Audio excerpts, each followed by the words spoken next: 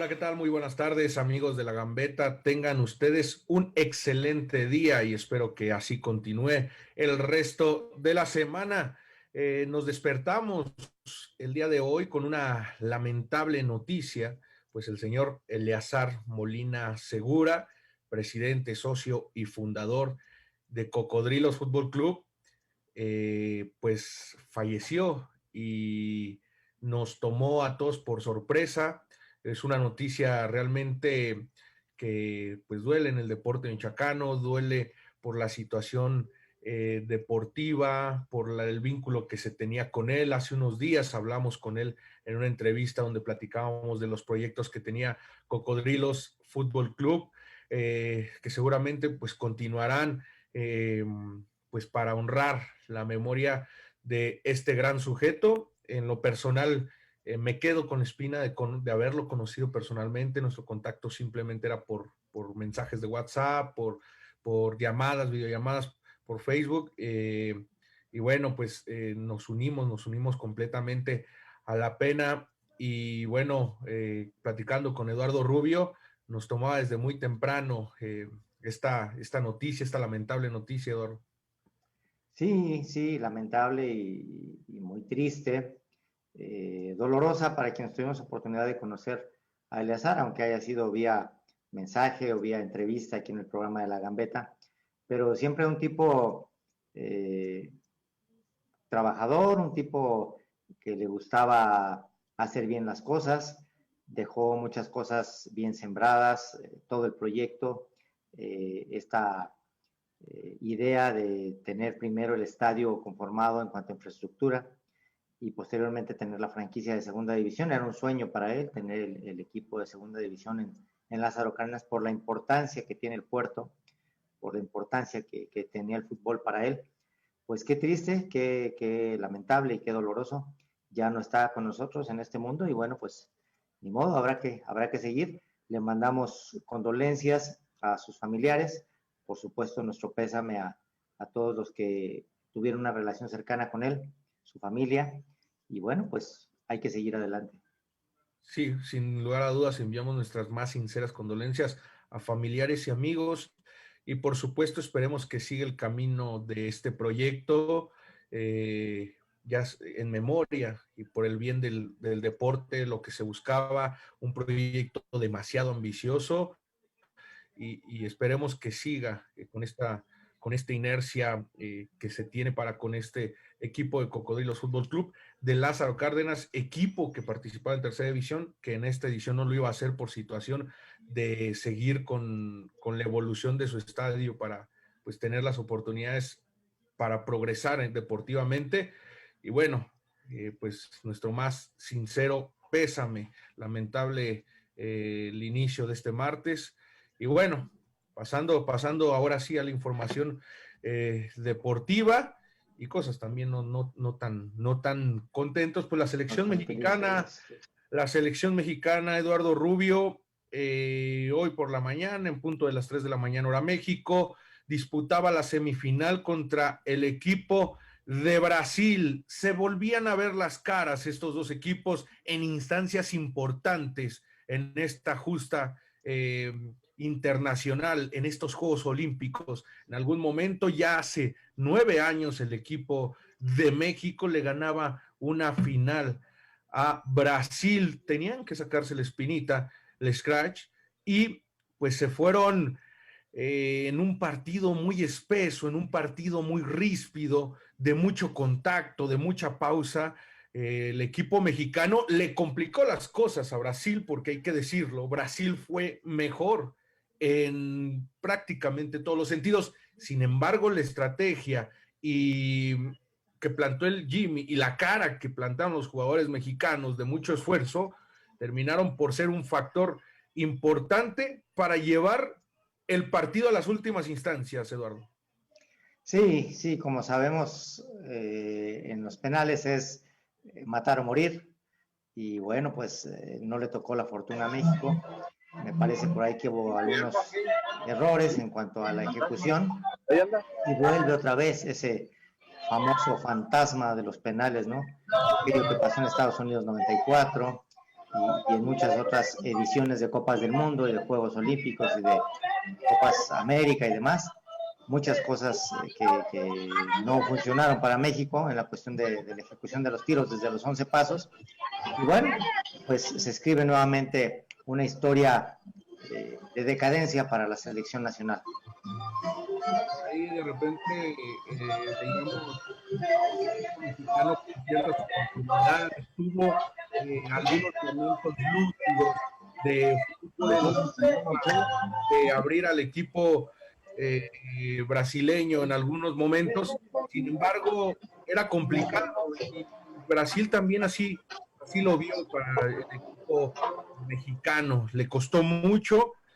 Algunas jugadas polémicas, sin embargo, ya en la repetición pudimos observar algunos pues esas jugadas polémicas. Pudimos descartar esta imagen que en este momento vemos en pantalla, pues es una situación de un penalti marcado que a la postre se va al VAR, y sí, a final de cuentas por ahí se intenta buscar esa situación.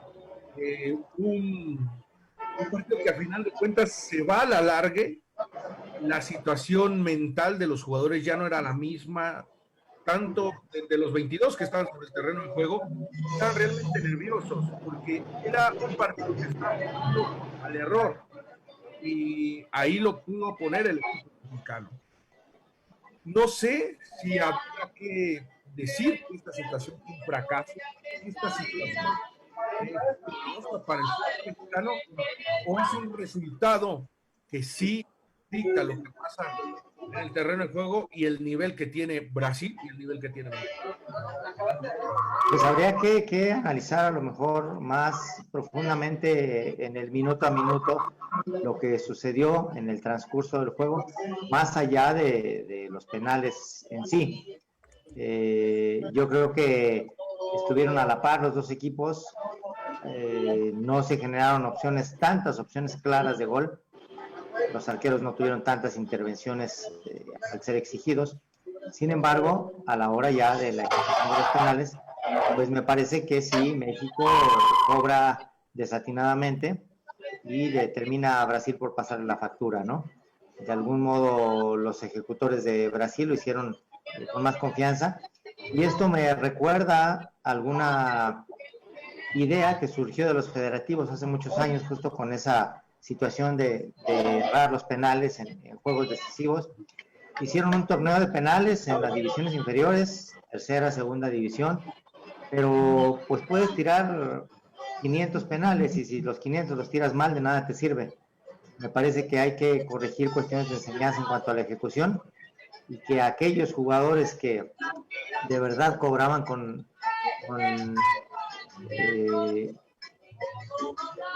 gran técnica, de la mejor manera, pues quizá ellos serían los que podrían enseñar, ¿no? Pues vamos a una pausa, Eduardo, y para seguir platicando lo que pasó hoy con México. Fue un fracaso.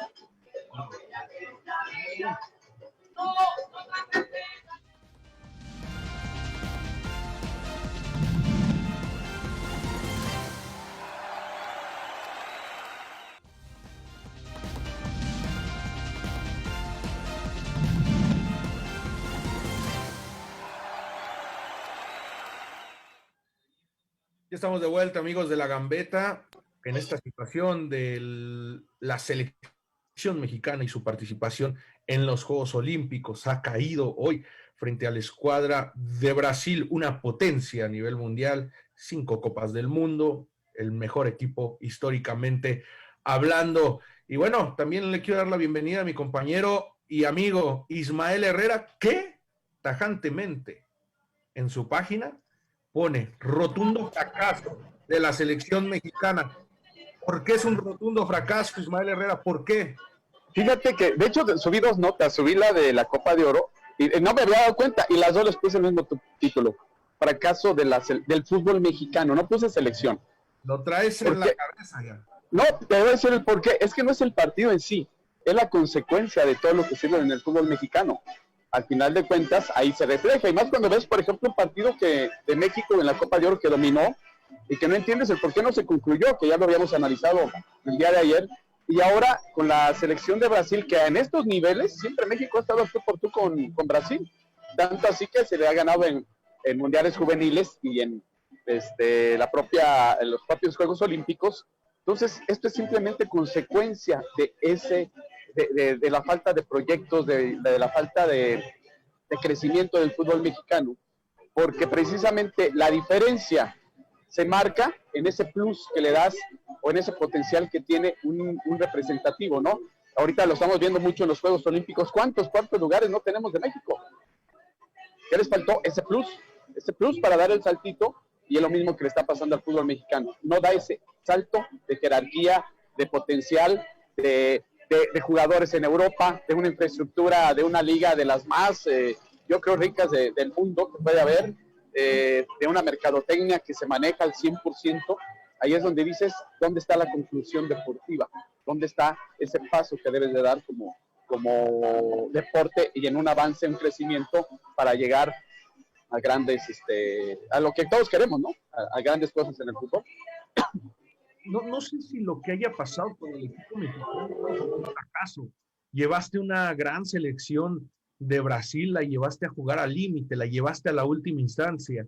Obviamente el nerviosismo, la falta de experiencia, la falta de técnica, por supuesto, llevó al equipo mexicano a la falla de esos malditos penaltis.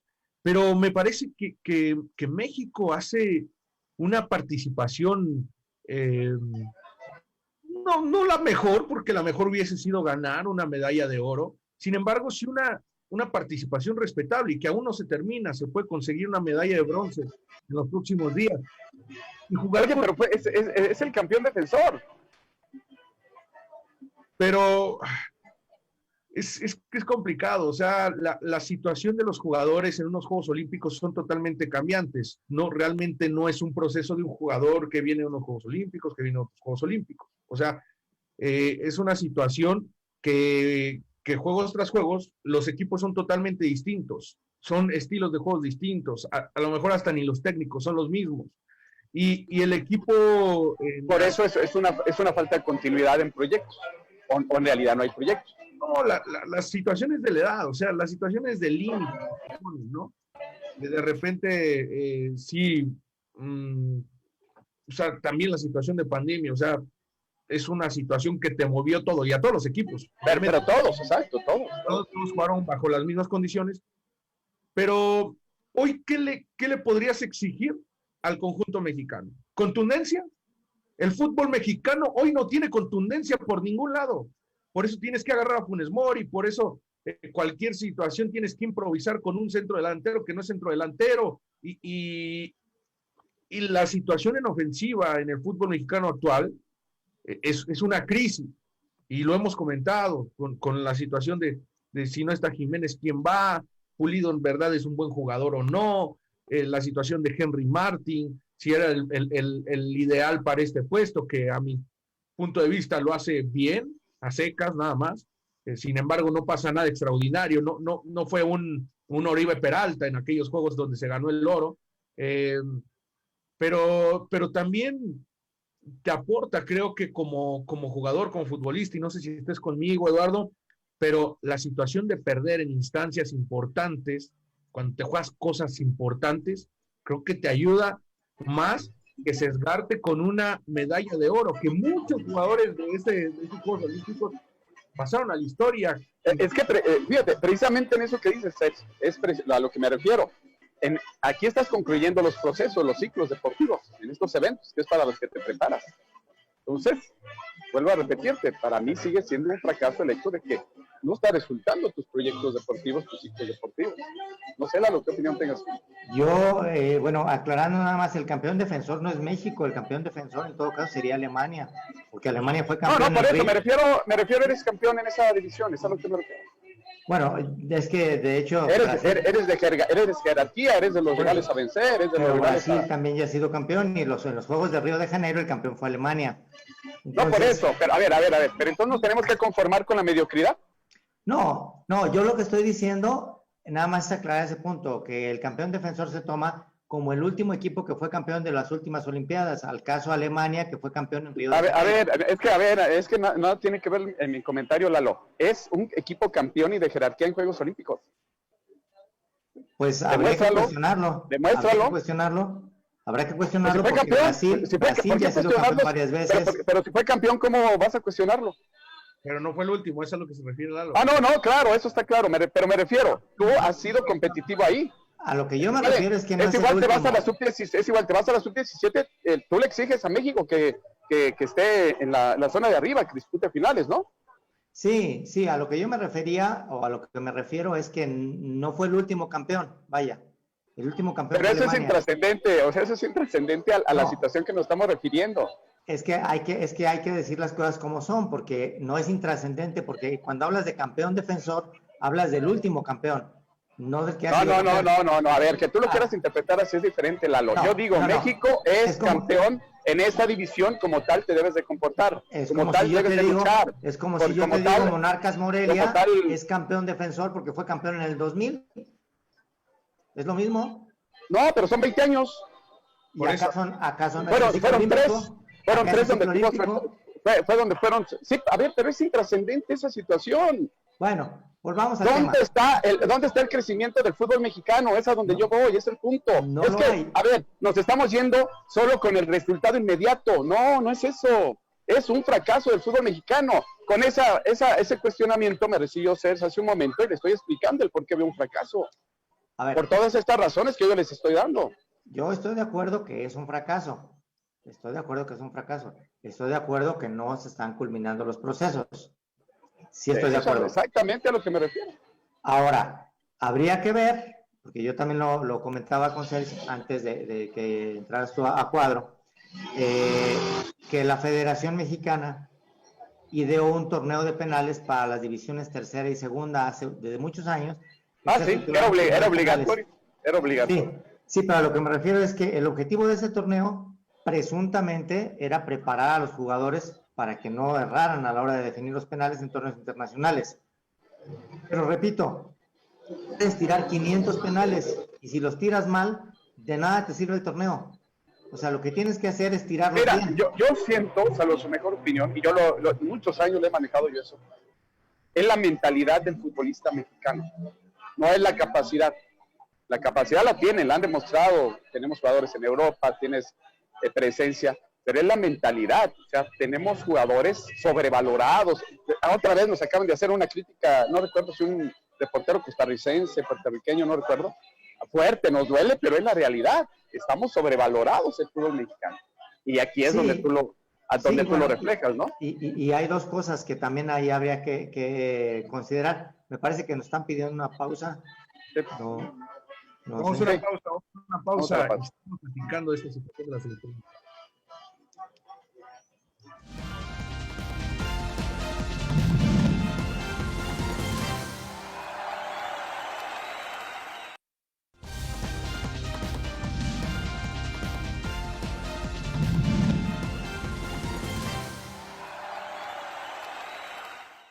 Estamos de vuelta aquí en la Gambeta después de una discusión intrascendente. Pero bueno. Somos apasionados. No pasa nada. Y bueno, yo creo que... Somos apasionados del fútbol. Sí, claro, y es defender el punto de vista, ¿no? Claro. No pasa nada. Aquí nada más sí quisiera yo comentar, Ismael, que aunque parezca que no es cierto, pero la capacidad está vinculada a la mentalidad. De tal manera que no puede haber capacidad si no hay mentalidad. No potencializas, pues. Sí, no potencializas. Sí, porque te quedas solamente en la ejecución motriz inadecuada. Y cuando estás mentalmente preparado, pues tu capacidad funciona como tiene que funcionar. Yo lo referiría quizá un poco más a una zona de confort o a un estado de comodidad en el que se encuentran muchos jugadores en México. ¿A qué me refiero? A que aquí viven bien, cobran bien, les pagan muy bien y no toman ese riesgo de migrar. Sabes que tu carrera no es larga.